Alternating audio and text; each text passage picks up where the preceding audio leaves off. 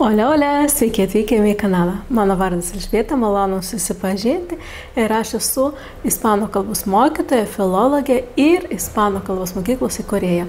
Šiandien aš jau grįžau iš atostogų ir pagaliau jūs galėsite jau žiūrėti šitą video po tokios didelės pertraukos. Ir šiandien video yra Ispanijos žinios. Žinoma, kas įvyko per daugiau nei mėnesį Ispanijoje. Nors visi žino, kad Ispanija dabar rugpjūčio mėnesį atostogauja, kad dabar tvarkaraščiai visai kitokie, pusė Ispanijos yra atostogose ir pliaže. Bet aš vis tiek surinkau jums kažkokios tai informacijos, nedaug, bet kažkas tai. Ir šiandien mes pakalbėsime apie turistus, emigrantus ir žinoma, kažkiek tai apie futbolą. Ispanija ir futbolas neatskiriami dalykai. Tai kaip artėja rugsėjas, mes pradedame rinkti naujas ispanų kalbos grupės pradedantiesiems.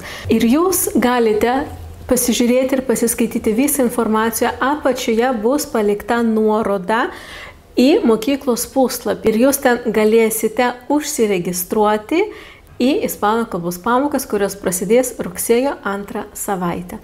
O mes, galvoju, galim pradėti. Taigi, pirma noticija, taip, žinios bus apie turistus, kad ispanai protestuoja prieš turistus.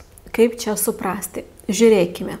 Ispanija, žinoma, visi žino, kad tai yra turistų šalis ir iš tos didžiosios dalies ir gyvena. Bet per paskutinius metus turistų tapo tiek daug, kad ispanai jau pradeda blogai jaustis savo šalyje. Ir dėl to jie išeina ir protestuoja. Jie protestuoja tuo, kad turistai atvažiuoja su savo gyvenimo lygiu, su savo dideliais pinigais ir tuo tarpu jie tą patį lygį nori išlaikyti to savo gyvenimo. Ir žinoma, tie žmonės, kurie dirba su turistais, jie tuo tik pasinaudoja ir vis kelia tas kainas. Žmonės gyvenantys Ispanijoje jau negali sau leisti būsto, nes būsto kainos yra nežmoniškai didelės iš tikrųjų ir dėl to ispanai eina į gatves ir protestuoja, kad vyriausybė kažką tai padarytų, nes paprastas ispanas, kaip dauguma, kaip 80% visų ispanų, tai jie negali sau leisti išsinuomoti, nes arba viskas yra jau išnuomota, arba kainos yra nepakeliamos tiems ispanams. 2023 metais Ispanijos pasą gavo, tik įsivaizduokite, 240 208 žmonės.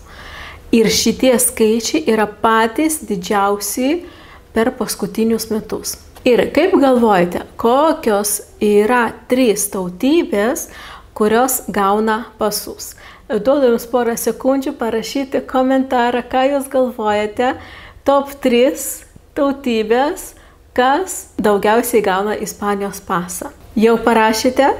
Tai žiūrėkime, ar sutampa. Taigi, pirmoje vietoje yra marokiečiai. Taip, marokiečiai. Net 54 000 marokiečių praeitais metais gavo Ispanijos pasą. Antroje vietoje yra žmonės iš Venezuelos. Gavusių Ispanijos pasą yra 30 000 ir trečioje vietoje kolumbiečiai. Taigi žiūrėsime, kokia statistika bus sekančiais metais už šitos 2024. Kiekvienais metais Ispanijoje yra parodomas sąrašas top geriausių Ispanijos universitetų. Visoje Ispanijoje yra net 86 universitetai. Į jų tarpą įeina kaip ir viešieji universitetai, taip ir privatus. Iš viso jų yra 86. Ir aš jums pasakysiu top 5 geriausius Ispanijos universitetus. Ir žinoma, pirmoje vietoje yra Universidad Complutense de Madrid. Antroje vietoje Universidad de Barcelona, trečioje vietoje Universidad Autónoma de Barcelona, ketvirtoje vietoje Universidad Autónoma de Madrid ir penktoje vietoje yra Universidad Politécnica de Valencia. Taigi, studentai, kas planuoja važiuoti į Ispaniją ir studijuoti, galite pasirinkti iš šitų top 5 universitetų. Katalonijos buvęs politikas Carles Puigdemont yra nusikaltėlis. Ir prieš 7 metus buvo visokie teismai už jo nelegalų darbą ir pinigų pasisavinimą. Ir kai vyko tie visi teismai, jis pabėgo. Ir viskas užsišaldė, jo negali surasti. Ir ką jūs galvojate, po beveik 7 metų, kai jisai dingo ir niekas jo negali surasti, jisai rugpjūčio pradžioje atvyko į Kataloniją, davė mažą interviu ir vėl išvažiavo iš Ispanijos. Ir niekas jo nesugavo. Ir visi žmonės galvoja, tai kaip čia taip gali būti? Matyt, viskas yra sumokėta, apmokėta. Bet Ispanijoje gali atsitikti ir tokie cirkai, kad ieškomas politikas, kurio negalima surasti, atvažiavo, davė interviu, pasakė, mes už Kataloniją ir išvažiavo. Toliau pakalbėsime apie emigrantus. Žinoma, Ispanija, futbolas, Ispanija, turistai ir Ispanija, emigrantai. Ir per pirmą 2024 metų pusmetį į Ispaniją atvyko apie 200 000 afrikiečių. Ir tai, tik pagalvokite, yra 300% daugiau negu tuo pačiu laiku praeitais metais. Kanarų salos yra jau iki čia su Afrikos emigrantais ir Ispanijos prezidentas Pedro Sánchez nusprendė, kad jisai visos tos emigrantus pradės skirstyti po visą Ispaniją. Ir žmonės, žinoma, visiškai tuo nėra patenkinti, nes, kaip jie sako, jie nori laisvai vaikščioti ir nieko nebijoti. Ir žinoma, tie imigrantai, kurie atvažiuoja iš Afrikos, jie dažniausiai yra nelegalūs ir jie niekur nedirba. Bet kaip jie gyvena, paklausite? O tai žinoma, iš mūsų kišenės, iš mūsų, kurie gyvena Ispanijoje, kaip aš, ir kurie moka mokesčius. Ir ispanai tai irgi supranta. Ir žinoma, jie yra labai išvis nepatenkinti. Išvis aš pasakysiu, kad ispanai dabar yra visiškai nepatenkinti dabartiniu Ispanijos prezidentu. Buvo netgi protestai, kad jis pasišalintų, bet ne vienas protestas nieko nepakeitė ir mes vis toliau turime Pedro Sánchez. Beje, įdomus dalykas, kad per visą dabartinio prezidento laikotarpį, kol jis yra prezidentas, užsidarė 50 000 verslų. Tik pagalvokite apie už tą visą jo laikotarpį 50 000 verslų tiesiog užsidarė. O tie, kurie dar veikia, dirba, tai dauguma tiesiog laukia, jau ateis nauji laikai, ateis Vox partija. Iš tikrųjų, Vox yra ultradešinioji partija, bet su kiekvienais metais vis daugiau ir daugiau žmonių vis keičia savo kryptį, renkasi būtent šitą partiją. Pagyvensime, pasižiūrėsime, kas bus toliau.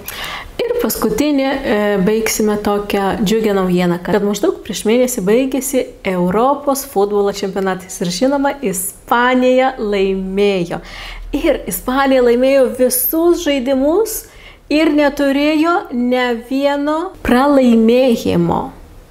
Ir žinoma, kai ispanai laimėjo finale, visa Ispanija tą naktį nemiegojo visiškai.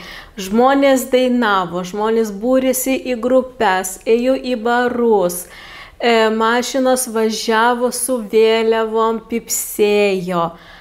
Jūs negalite net įsivaizduoti, kas buvo tą naktį.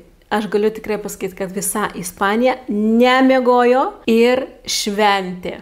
Tai kaip tik jie gali švęsti. Su muzika, su riksmais, su dainom. Ir tai, kaip kalbame apie futbolą, irgi įdomus dalykas, kad 2030 metais, kai vyks jau pasaulio futbolo čempionatas, jis vyks Ispanijoje.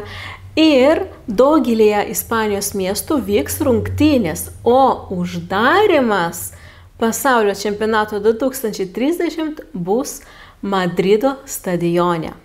Ispanai, žinoma, yra patenkinti ir, žinoma, dauguma ispanų džiugojo, kad nereikės kažkur tai važiuoti, pirkti bilietus, skristi, kad nueiti į rungtynes. Jie galės čia pas save namie nueiti, bet, žinoma, iš kitos pusės yra ir tie ispanai, kurie visiškai to nėra patenkinti. Ir manau, jūs suprantate, kodėl. Turistai, šiukšlės, triukšmas. Ir būtų jau viskas. Tokias žinias aš jums papasakojau, suradau. Susitiksime kitą mėnesį rugsėjį, visai jau neužilgo. O jeigu jums patiko, palaikykite mano video laiko ir prenumeruokite kanalą. Kurkime YouTube bendruomenę, kad augtų mūsų bendruomenė ir kad man būtų įkvėpimo daugiau ir daugiau filmuoti visokių video jums. Ačiū, kad žiūrėjote. I nos vemos muy pronto. Chao.